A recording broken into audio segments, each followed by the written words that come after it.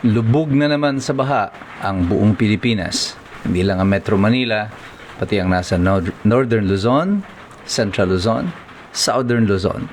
Everywhere you look, puro tubig. Ito ay pagpapakilala at pagpapakita sa ating lahat ng field flood control projects ng pamahalaan na ito. Ito si Attorney Mike Operario. Pag-usapan natin yan. Sabi ko sa inyo noon, itong impeachment proceedings na ito, hindi itong kailangan ng Pilipinas. Ang kailangan natin ay mga konkretong solusyon tungkol sa mga paparating na problema nitong dadating ng mga bagyo, mga pagbaha, at saka itong Super El Nino na kasunod nito. Pero nasaan ang ating pamahalaan? Ang prioridad niya, impeachment, racket, Pax Silica. Kung ano pa ang mga bagay, mga pangako na hindi naman pakikinabangan sa pangmadalian ng sambayan ng Pilipino. At recently nga ay nung ito namang balita nung doon sa pagbaliktad ng apat na marino, na ay lumulutang yung balita na sila ay nabayaran ng 20 milyong piso daw para sa kanilang pagbaliktad. Para sa maraming Pilipino, hindi naman nahihirapan kaming paniwalaan ang storya na yan.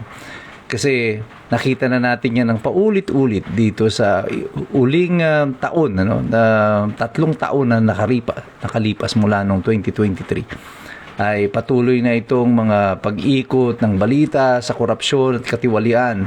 At habang pinagtatakpan ng pamahalaan ito sa mga sarswela at mga kung ano-anong mga issue upang iligaw ang taong bayan tungkol sa kung ano ang tunay na kalalagayan ng ating bansa, ito ang kalikasan, ito ang Panginoon, at inilalatag sa ating mga muka sa kasalukuyan kung nasaan tayo bilang isang bansa. Ang mahagandang pagmasdan dito ay ang tila ba biglang katahimikan nitong mga dilaw ng pink, ng mga pulahan, yung mga komunista, at saka itong administrasyon. Tungkol ngayon dito sa issue ng pagbaha. Tahimik. Pati ang media, social media, ang media panakanaka, inire-report lang kung ano yung sitwasyon ng baha. Pero wala nang bumabalik doon sa issue ng katiwalian sa flood control. Kaya tayo naririto, kung natatandaan ninyo, yung unang zona ng Pangulo, pinagmamalaki niya yung kanyang 5,500 na flood control. Na sumunod na taon, nandyan naman, na-overwhelm lang. Nung sumunod na taon, inamin niya, may mga nagnakaw, pero hindi siya. At sinasabihin niya na mahiya naman daw itong mga nagsipagnakaw. Nasaan na yung mga nagsipagnakaw? Wala pa rin pong nasasampahan ng kaso, kundi yung mga kalaban ng pamahalaan. So, paano maniniwala ang taong bayan sa sitwasyon na yan?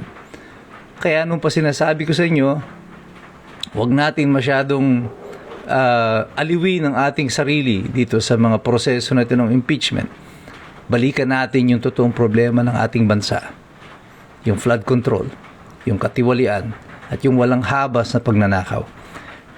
Kasi sa tingin ko, ang impeachment nito at ang lahat na nangyayari ngayon sa politika ng bansa ay pagliligaw lang sa mga Pilipino upang hindi natin mapuna na kung nasaan yung totoong problema. Ito nga, yung nakawan sa flood control. Pero yung kalikasan na nagre-reveal ng lahat. At nire-remind tayong lahat ng mga Pilipino, kayo na mga nasa administrasyon, yung mga dilaw, mga pink, yung mga komunista, na pumapalakpak, takot na takot banggitin yung pangalan ni BBM. Pag ang pinag-uusapan ay flood control. Kasama na sila doon sa mga nagtatakip. Ang inyong katahimikan ay bahagi ng inyong pagpayag. Ang inyong katahimikan ay nangangahulugan ng inyong pagkonsinti dito sa nagaganap sa ating lipunan. So wala kaming tiwala sa inyo. Ang inyong mga patutsada ng mga ikulong na yan, mga kurakot, hindi kami naniniwala dyan. Kasi bahagi kayo ng pangungurakot na ito, kanya kayo na andyan sa panig na yan.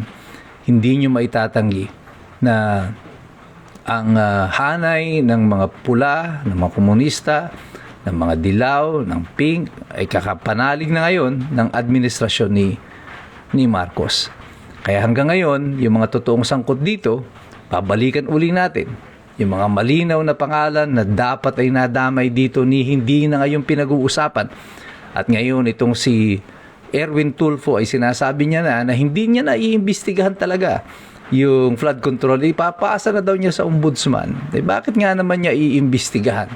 Kasama yung pangalan niya doon sa binabanggit ng 18 Marines na nabibigyan or nabigyan di umano ng mga maleta. So, natural lang talaga na hindi mo nabuksan ito.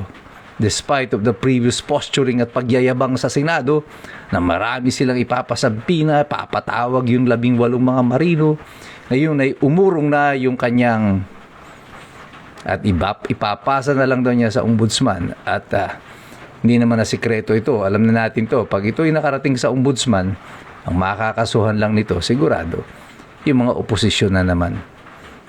At yan ang kalalagayan natin ngayon.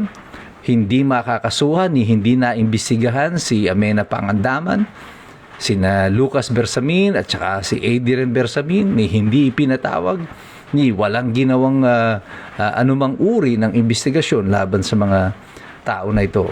Ang mga favored na mga sinasabi ni BBM ng mga kontratista, wala ring nangyari. Yung 65 contractors ni Ping Lacson, wala ring nangyari. Nasaan ang lahat ng ito? Ibinabaon na sa limot at inaasahan nila maigsi ang memorya ng mga Pilipino. Hindi na natin matatandaan ito. Pero nagkakamali kayo. Hindi ang impeachment ang magliligaw sa amin sa katotohanan at sa kung ano mga dapat naming tanungin. Meron kayong pananagutan.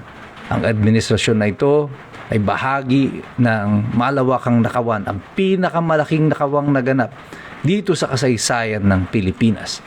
At walang matinong Pilipino ngayon ang naniniwala sa inyo na walang kinalaman dito ang pinakamataas na opisyal ng ating pamahalaan. Maaaring yung mga pink, yung mga dilaw, yung mga komunista, at syempre yung mga loyalista, mauuto nyo tungkol dyan. Pero hindi ang mga ordinaryong Pilipino, hindi mga iskumbro. Kasi patuloy kami sa aming pagmamasid, sa aming pakikilahok, sa aming pag-aaral. Kasi alam naming lahat, mahirap makialam ang taong walang alam. God bless you. God bless us all. Mabuhay ang Republika ng Pilipinas. We are the resistance.